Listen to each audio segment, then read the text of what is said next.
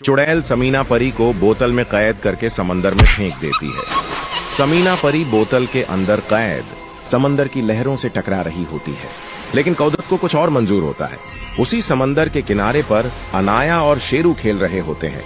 तभी अनाया और शेरू उस बोतल को देख लेते हैं जिसमें समीना परी कैद होती है। ये मंजर देखकर दोनों बहुत हैरान हो जाते हैं। अनाया तुरंत बोतल खोलकर समीना परी को आजाद कर देती है। फिर समीना परी अनाया से मदद मांगने लगती है और कहती है, समंदर के बीच हमारा एक बहुत खूबसूरत राज्य था, लेकिन एक दिन एक चुड़ैल ने अपने जादू से हमारा राज्य देख लिया। उसे लगा कि अगर वो हमारे राज्य से कुछ पा ले तो और ज्यादा शक्तिशाली हो जाएगी। फिर चुड़ैल समंदर के किनारे आई और नाव पर बैठकर कुछ दिनों के सफर के बाद हमारे राज्य के करीब पहुंच गई।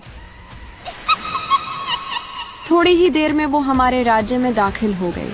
मैं और सुमायरा परी ने उस चुड़ैल को देख लिया और उसे रोकने की पूरी कोशिश की, लेकिन हम रोक नहीं पाए। फिर उसने सुमायरा परी को घायल कर दिया और मुझे अपने जादू से बोतल में बंद करके समंदर में फेंक दिया। कृपया अनाया हमारी मदद करो। अनाया और शेरू यह सुनकर बहुत हैरान हो जाते हैं और फिर समीना परी को अपने घर ले आते हैं।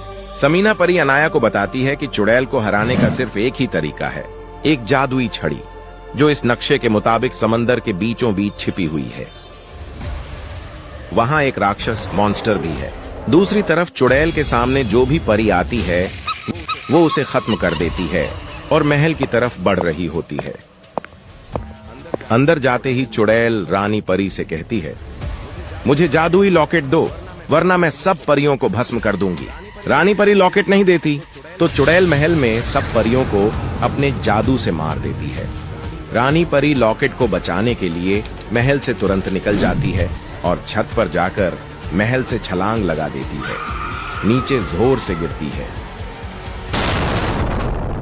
फिर किरण और इरम परी उसके पास आती हैं और उसे पकड़कर एक छोटे से घर ले जाती है। वहां एक बुजुर्ग औरत रानी परी की मरहम पट्टी करती है। फिर रानी परी जादुई लॉकेट निकालकर किरण परी को देती है और कहती है, तुम ये लॉकेट अनाया तक पहुंचाओ, वो और कोई नहीं मेरी बेटी है।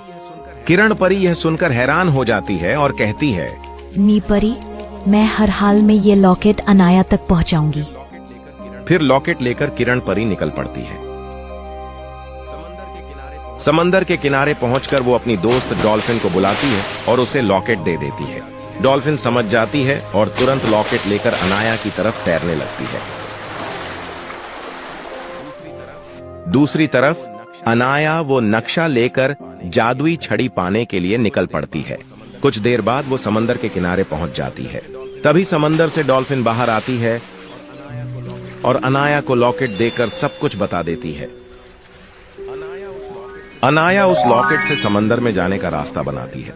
लॉकेट पहनकर वो और भी ज्यादा शक्तिशाली हो जाती है। फिर अनाया और शेरू दोनों समंदर के अंदर जाकर एक नई दुनिया देखकर हैरान रह जाते हैं।